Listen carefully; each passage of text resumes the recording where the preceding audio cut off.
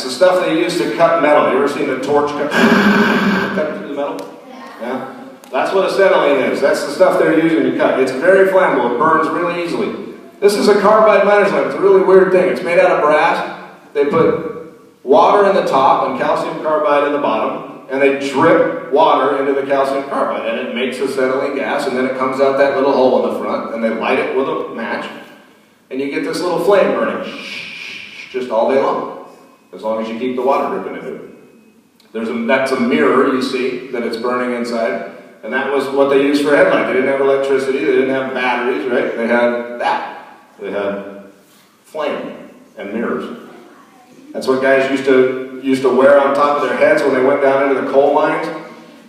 That's why it was so readily available. My grandpa could go to the hardware store, and 10 cents he could buy enough calcium carbide to entertain him all day. So before the 4th of July, he would take 10 cents, he'd go to the hardware store, and he'd buy a bunch of calcium carbide. He was your age, okay? He would take a milk can.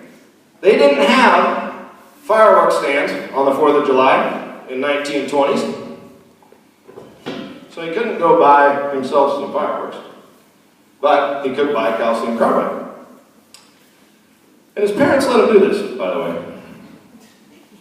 They would find an old milk can, just like this. This is a 10-gallon milk can. They used to transport milk in this instead of in cartons.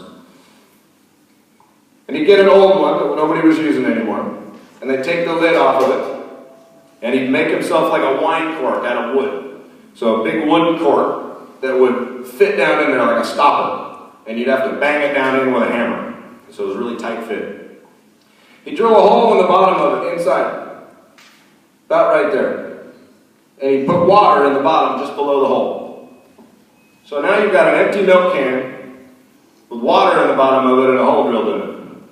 So then he takes his calcium carbide and he sprinkles it into the water. And then he gets his wooden stopper and he puts it on top and he bangs it down with a hammer.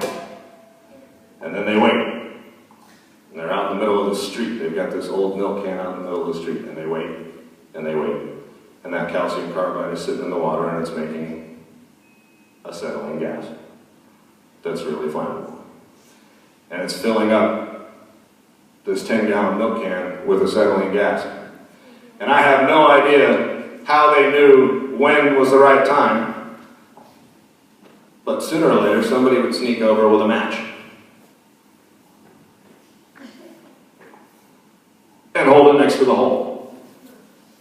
And boom goes the acetylene, and up goes the milk can rocket. That stopper would like fly 75 feet in the air. Ah!